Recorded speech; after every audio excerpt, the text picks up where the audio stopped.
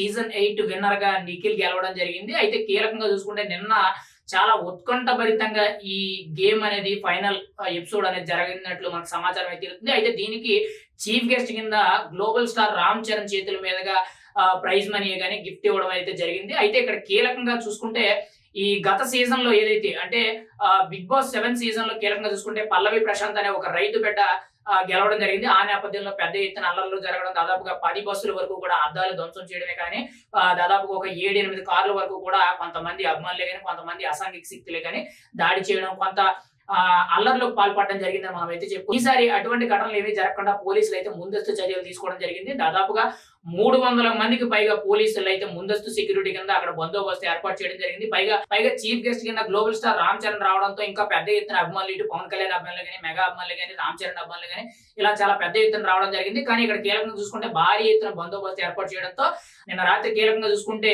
Big boss title winner గా కీలకంగా చూసుకుంటే నిఖిల్ గెలవడం జరిగింది. బిగ్ బాస్ సీజన్ 8 అవార్డుతో పాటు దాదాపుగా 50 లక్షల రూపాయల ప్రైజ్ మనీతో పాటు ఒక షిఫ్ట్ డిజైర్ కారును కూడా రామ్ చరణ్ చేతుల మీదుగా అందించినట్లు మనకు సమాచారం అయితే తెలుస్తుంది. అయితే బిగ్ బాస్ నుంచి బయటకు విడుదలైన నిఖిల్ అయితే ఎటువంటి ర్యాలీ కానీ ఎటువంటి విజయోత్సవాలు చేసుకోకుండా సైలెంట్ గా తన ఇంటికి వెళ్ళడమే జరిగింది. ఎటువంటి అల్లర్లకి కానీ, ఎటువంటి ర్యాలీలకి కానీ, ఎటువంటి ప్రమోషన్లకు సంబంధించి ఏ విధంగా కూడా చూసుకున్నా కానీ ఎటువంటివి చేయకూడదు అన్నట్టు పోలీసులు ఏవైతే ఆంక్షలు విధించారో సైలెంట్ గా తన వెళ్ళిపోవడం జరిగింది. అయితే పెద్ద ఎత్తున అభిమానులు రావడంతో కొంత నిరాశపరిచారని మనం అయితే చాలా బలంగా చెప్పుకోవచ్చు.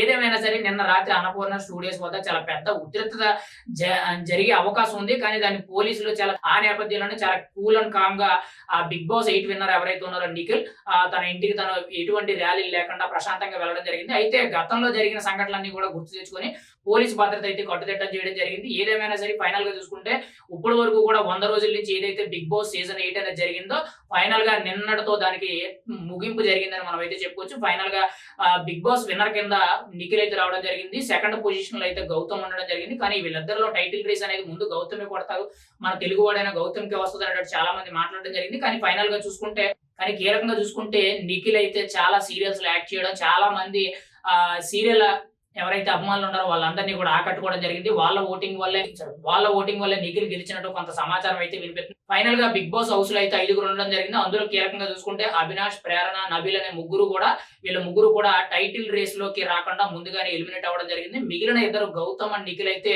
చివరి వరకు కూడా ఒకరినొకరు దెబ్బగా పోటీ పడడం జరిగింది. ఆ నేపథ్యంలో కీలకంగా చూసుకుంటే ఫైనల్ గా బిగ్ బాస్ సీజన్ 8 టైటిల్ అనేది